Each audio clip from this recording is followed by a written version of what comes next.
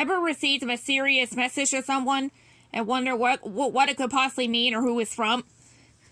That's what this story's all about. With Beauty and the Beast, Belle's mysterious message. Night had fallen on the Beast's castle, but Belle could not sleep. Her new home still felt strange and lonely, and she could not stop thinking about her father. She hoped he had made it safely back to the village. "Lumiere," Belle said, "do you think I could read for a little while? Perhaps it would help me fall asleep." "But of course, mademoiselle," the candelabrum replied. Smiling, Belle picked up Lumiere, and the two headed to the castle's large library. Soon Belle had chosen a tall stack of books. She began to make her way across the polished floor when, crash, books went flying in every direction. Belle knelt down to retrieve a book that slid underneath the bookshelf.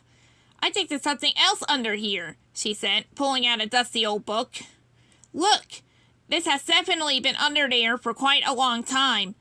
Belle added the book to her pile and carefully headed upstairs. The hallway was dark and spooky, but with a cheerful Lumiere as her guide, Belle was soon back in her own room. Settling into bed, Belle picked up the mysterious book and began to read.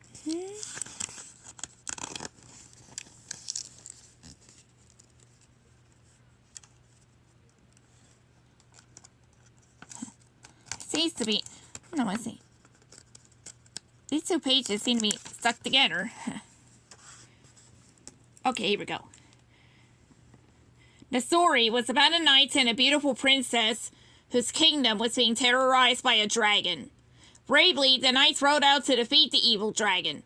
Belle eagerly turned the pages, but when she reached the end of the book, she found a surprise. "The last chapter is missing," she cried, showing Lumiere. "Perhaps the pages fell out under the bookshelf." "We will have to look tomorrow," Lumiere replied. The next morning when Cogsworth came to fetch Belle for breakfast, she asked him about the book. "When the master was a boy, his tutor made him read this book." "No, I see," Cogsworth said with a smile. "But the master was a little short-tempered. He threw the book and pages fell out." As Cogsworth flipped fondly through the pages of the book, a small slip of paper fell out. "A note!" Belle exclaimed. Belle opened the note. "Young master," she read, "destroying books with fits of rage will not be tolerated. If you want the final chapter back, you must find it. This is your first clue. Monsieur Lebeau." Belle flipped the note over. "To find this clue, you'll be hard put. On a dark gray night, it's underfoot." Cogsworth started to pace back and forth. "We need to think of something that would be under your feet on a dark night," he said. "Any suggestions?" The three friends looked at each other. Finding the last chapter of the book wasn't going to be easy. That afternoon, Belle and her new friend searched the castle from top to bottom. As they entered the Hall of Armor, Belle sighed. "Will we ever find something that's underfoot on a dark gray night?" Suddenly they heard a tiny voice that echoed through the long hallway. "Hey, these nights look pretty gray." Startled by the sudden noise, Cogsworth jumped into Lumiere's arms. "Chip, you scared us!" Belle laughed. "But you might be right. Maybe the clue was talking about a gray night."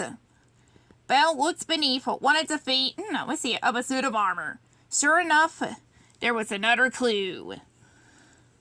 "It's big, it's grand, it's for all to see. You'll find it under number 73. Belle read.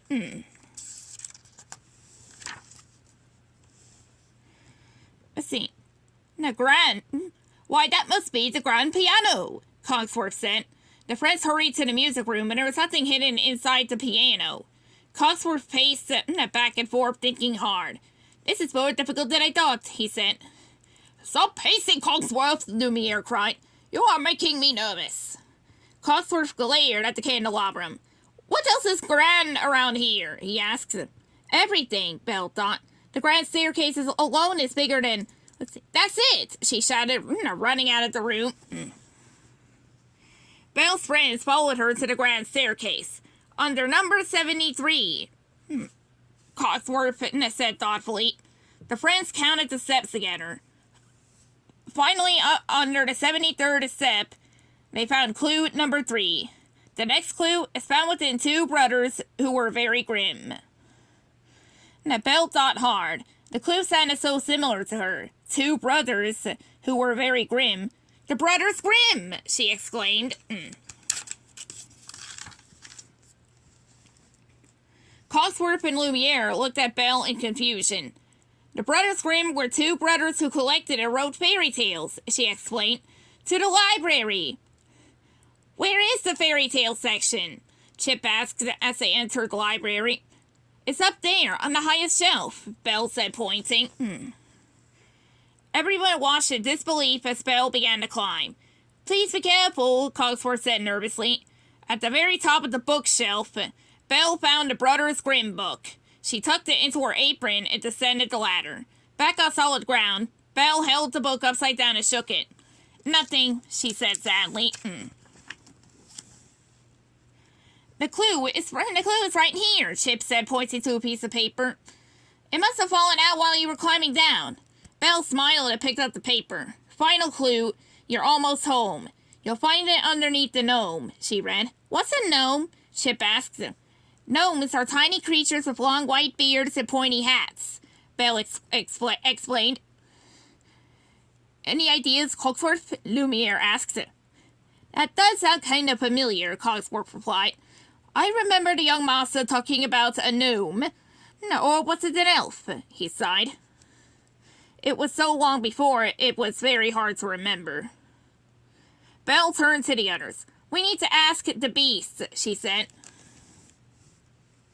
Belle marched upstairs to the beast's study. She knocked loudly, but there was no answer.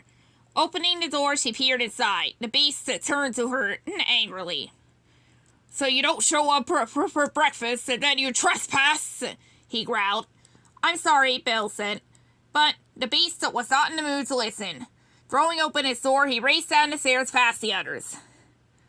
But we found the notes from Monsieur Belle. Belle called after him. LeBeau. No, we need your help.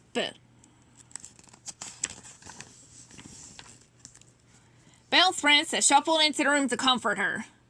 I know I came in uninvited, she said. No, but he didn't need to be such a beast. I know, a deep voice said. It was the beast. I was very rude, and I apologize. Did I hear you say something about my old tutor? Belle handed the book to the beast. My book, he exclaimed. Monsieur LeBeau left you a series of clues. That led to the missing chapter, Belle told him. He knew I didn't like to study, the beast said. I used to hide in the garden next to a gnome-shaped rock. Did you say gnome? Belle asked eagerly. The beast led everyone outside to the garden. There he is, the beast said, pointing to a rock that resembled a gnome with a pointy hat. Belle watched as the beast began digging in the earth. A few moments later, he pulled a rusted tin box from the ground.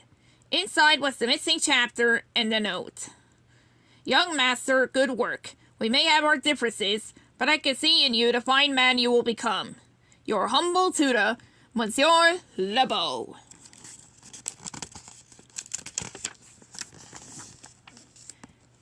The beast handed the chapter to Belle. Would you? He asked shyly. Belle smiled and took the pages, and as her friends gathered around her, she began to read the last chapter of the book. Looking at Belle, the beast sighed happily. He had been waiting many years to find out how the story ended. Perhaps, he thought, this would just be the first of many happy endings. The end.